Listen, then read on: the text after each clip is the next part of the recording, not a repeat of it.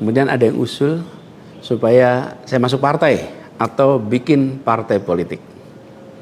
Nah gini, kalau masuk partai, pertanyaannya, partai mana yang sekarang tidak tersandra oleh kekuasaan?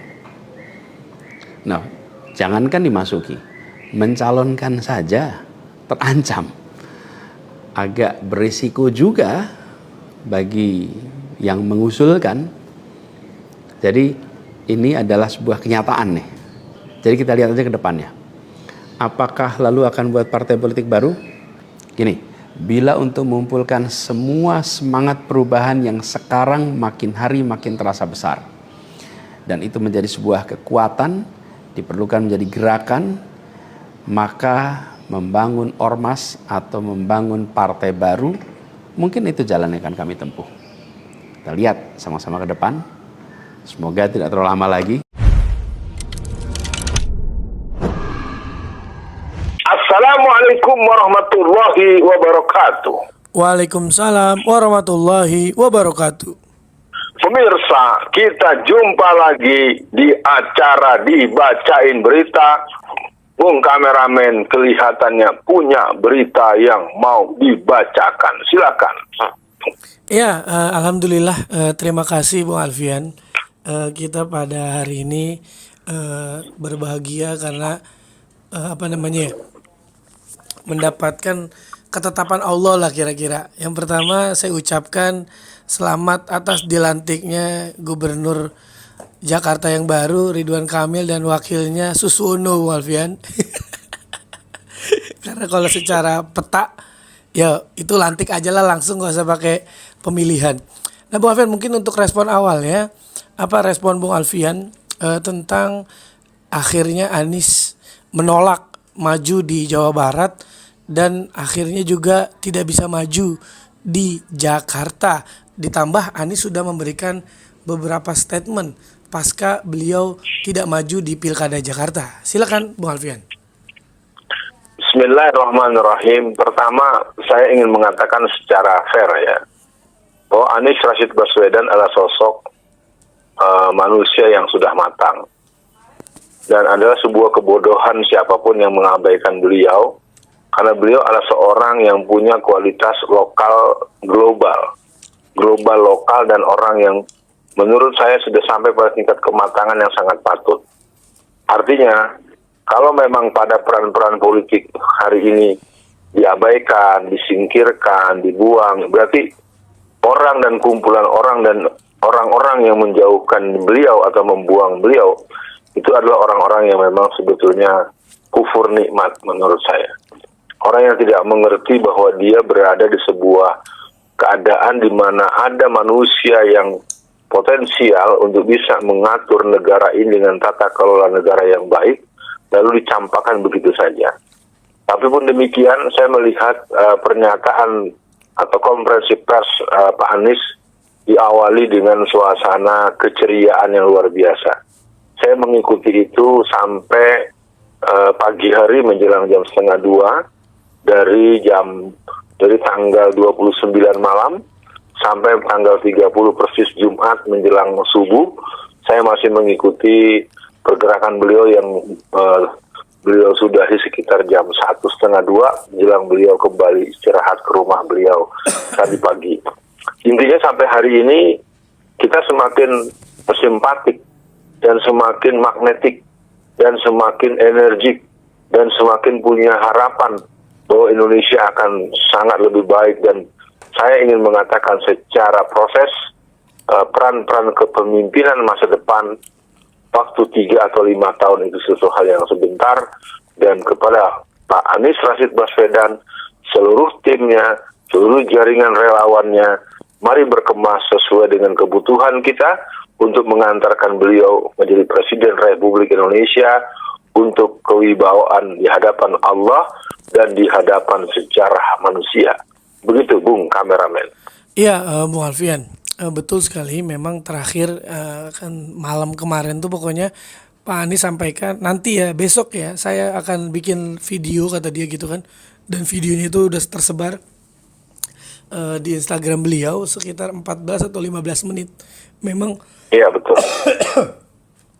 memang ada hal yang ditanyakan banyak masyarakat, apakah Pak Anies menyesal akhirnya tidak maju pada Pilkada Jakarta. Beliau sampaikan, saya sangat menyesal. Saya menyesal. Apa yang disesalkan? Dia sesalkan aspirasi warga Kampung Bayam, Bung Alfian, tidak jadi terjadi karena Pak Anies tidak maju. Nasibnya di saat Ridwan Kamil nanti belum tentu, Bung Alfian. Nah makanya untuk kedepannya nih Bung Alfian, kita bicara ke depan, karena saya lihat ketenangan Pak Anies, Bung Alfian. Sepertinya dulu Pak Anies punya Indonesia Mengajar. Saya nggak tahu nih 5 tahun ke depan Pak Anies akan mempersiapkan apa nih Bung Alfian. Karena saya rasa beliau pasti akan melakukan kegiatan-kegiatan yang misalnya membuat partai atau gimana lah kira-kira gitu. Nah mungkin untuk di pertengahan sesi kali ini, menurut Bung Alfian, Pak Anies lebih baik membuat partai sendiri, misalkan Partai Perubahan, atau beliau masuk di partai yang sudah ada, misalkan Partai Umat atau Partai Masyumi, atau non partai saja terus-terusan, atau bagaimana baiknya Bung Alfian? Kalau dari saya yang penting Pak Anies sendiri harus menjaga niat. Jangan sampai mengalami sindrom star daripada beberapa orang atau beberapa kalangan yang akhirnya mereka mengalami kesulitan untuk melakukan partisipasi publik, partisipasi keumatan dan peran-peran yang sifatnya public service. Soal bikin apapun, menurut hemat saya, kalau membuat partai, saya sebagai orang yang lama bergerak dalam gerakan politik praktis, pastikan seluruh infrastruktur, struktur, dan berbagai perangkat-perangkat kepartaian tidak dibangun karena berhutang budi dengan siapapun, apalagi oligarki, apalagi pinjam uang sama orang yang nanti akan jadi alasan dia untuk membuat kita dicawe-cawe tanpa berdaya. Nah kalau dari saya mungkin yang paling penting seluruh relawan atau seluruh pendukung Pak Anies Rashid Baswedan sedapat mungkin juga tidak melakukan tindakan-tindakan yang kontraproduktif. Ketika pilihannya membuat partai, berarti akan menjadi partai yang merintis. Survei membuktikan partai perintisan itu agak susah untuk ketemu angka besar. Karena ketika relawan-relawan disebutlah dalam jumlah ratusan ribu itu orang-orang yang idealis, masyarakat kita yang intelektualis dan idealis itu presentasinya relatif harus diakui tidak banyak. Apalagi kalau kita mau jujur secara demografis, masyarakat kita yang tamat SMA, apalagi yang tamat perguruan tinggi, itu jumlah mereka belum sampai 40 atau 60%, masih jauh. Artinya ketika pilihannya adalah membentuk partai baru, itu berarti mengalami kontraksi dengan orang-orang yang sudah lama di partai-partai yang ada. Saya sebagai seorang yang bergerak dalam gerakan politik Islam, tentu akan menghitung langkah ketika nanti pembuatan partai tidak berhaluan Islam, tidak berasas Islam, dan tidak bertujuan untuk Islam. Maka menurut hemat saya, ketimbang nanti akan menimbulkan kemerosotan partisipan, mungkin langkah awal untuk sebuah penjajakan secara sosial partisipatif, bikin ormas aja dulu. Bikin ormas, lakukan kegiatan-kegiatan yang memberikan proses pencerahan, proses pemberdayaan secara ekonomi, sehingga anak-anak yang pengangguran, sehingga terjadi sebuah peran-peran ekonomi, peran-peran politik, peran-peran sosial, yang membuat orang akan melihat bahwa ormas tersebut layak untuk naik peringkat menjadi orpol. Nah, sekali lagi dari saya, pilihan orpol dan ormas itu menurut saya belum prioritas. Yang prioritas adalah bagaimana Anies Rashid Baswedan semakin mampu mencuri dan merebut hati di atas 80-90% rakyat Indonesia. Karena kalau hati sudah terbeli, kalau hati sudah sampai pada kecintaan yang mendalam, jangankan uangnya, lehernya pun akan diserahkan untuk orang yang mencintai dari yang dicintainya itu. Betul. Maka soal bikin apa, Bung Kameramen, saya ingin mengatakan, saya sebagai orang yang katakanlah pakai logika sederhana, ngapain saya nungguin sampai hampir menjelang subuh?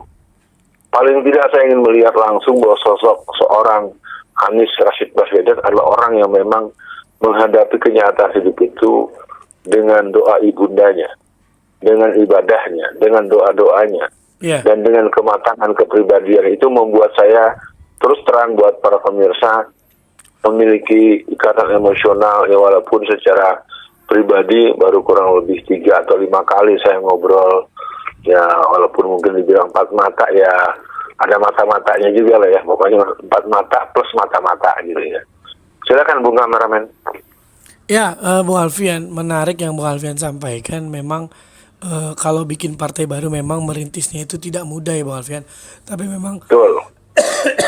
tapi mudah-mudahan 5 tahun ini ada komunikasi yang baik lah antara seluruh partai, semua partai yang Islam gitu misalnya, ditambah misalkan dengan Partai Masyumi yang akhirnya mudah-mudahan bisa ikut pemilu nanti di 2025. Amin. Nah, mudah-mudahan juga itu menjadi 2029. tambahan 2029 itu akhirnya menjadi tambah kekuatan politik kita, Bu Alfian. Nah, Bu Alfian, untuk akhir sesi kali ini saya mengamati sosial media di grassroots itu, misalkan di YouTube Bu Alfian. Itu dari 1.700 komentar terkait PKS, itu bisa dibilang 70-80% itu tidak suka dengan PKS hari ini, Bu Alfian. Di Instagram pun juga sama begitu, Bu Alfian. Nah, makanya mudah-mudahan ada satu saatnya momentum tertentu, mudah-mudahan PKS dan Anies bisa islah. Kenapa, Bu Alfian? Karena saya orang yang termasuk tidak menyerang PKS hari ini. Kenapa? Sayang PKS sudah sebesar itu, hari ini kita caci maki, sayang. Nanti kata Bung Alfian, PKS sendirian aja kasihan, apalagi sekarang PKS kita injek-injek, tambang nggak bisa lagi kita bersuara di DPR. Nah, mungkin untuk akhir sesi kali ini, apa pesan Bung Alfian di momentum yang menurut saya Pak Anies ini sekarang sedang naik kelas nih, Bung Alfian. Kan Pak Anies sering sampaikan, ketika saya belum bisa maju atau belum bisa menang, artinya saya sedang diselamatkan oleh Allah. Nah, mudah-mudahan Pak Anies ini sedang diselamatkan dari lingkaran setan. Kita kan nggak tahu ya Bang Alfian, kalau ternyata beliau kemarin diusung oleh PDIP, ternyata ada MOU yang bikin Pak Anies masuk penjara, misalkan kita kan juga nauzubillah gitu ya. Jadi mungkin untuk akhir sesi kali ini, Ridwan Kamil tinggal dilantik, Pak Anies Baswedan naik kelas. Nasib umat Islam ke depannya bagaimana nih Bung Alfian? Agar kita hari ini tidak sibuk hanya menyerang PKS saja, ujung-ujungnya musuh Islam yang menang terus. Untuk closingnya silakan. Ya, Bung Kameramen sangat menunjukkan temperamen seorang pemuda yang menuju dewasa matang. PKS adalah aset umat dan umat juga asetnya PKS. Itu bagian yang harus terus dipahami. Maka saya menasihati kawan-kawan PKS seluruh struktur. Ketika Anda mencoba untuk merespon atau merecovery persoalan yang ada, tolonglah jangan Anda memahami bahwa seluruh masyarakat Muslim Indonesia ini memiliki karakter seperti kader Anda. Itu yang membuat orang jadi malas dengernya.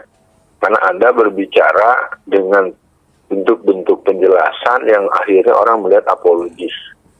Nah, saya sepakat dengan Bung Kameramen bahwa akhirnya Pak Anies Rashid Baswedan perlu juga mendatangi kantor DPP PKS untuk ngobrol aja, silaturahim dan ngobrol keumatan. Karena bagaimanapun Pak Anies kan sosok seorang pemimpin Muslim internasional. Itu mungkin pesan dari saya untuk yang pertama. Yang berikutnya untuk kerja-kerja politik ke depan. Maka kita kawal dulu di pilkada yang 515 pilkada serentak di seluruh Indonesia. Tentu kita harus mengerjakan pekerjaan yang membuat paslon-paslon pasangan calon dari kota, kabupaten, wali kota, dan bupati-bupati dan wakil bupati, serta gubernur, wakil gubernur, adalah orang-orang yang secara potensial akan memiliki psikologi dan paradigma izul Islam wal Muslimin. Nah, yang lainnya tentu buat masyarakat umum, mari kita berhati-hati, berwaspada, kemungkinan-kemungkinan terburuk akan bisa terjadi. Dan tentu kita bermohon kepada Allah agar orang-orang yang akan membimbing kita menjadi masyarakat yang memiliki baldatun thayyibatun wa rabbun ghafur adalah masyarakat yang terbimbing oleh syariat Islam dan mempunyai kemampuan untuk menggunakan dasar-dasar konstitusi yang pernah dibuat dan masih ada. Sekian dibacain berita, Pak Anies Rashid Baswedan, lebih dari 90% warga Indonesia ingin Anda jadi presiden. Sehat, sehat, sehat, dan kita akan menangkan Bapak dengan partai yang Bapak buat kalau jadi, atau Bapak menjadi ketua umum Partai Umat, atau ketua umum Partai Masyumi, atau ketua umum PKS, atau jadi apapun, yang jelas Pak Anies tetap sosok seorang yang dirindukan oleh seluruh rakyat Indonesia. Assalamualaikum warahmatullahi wabarakatuh.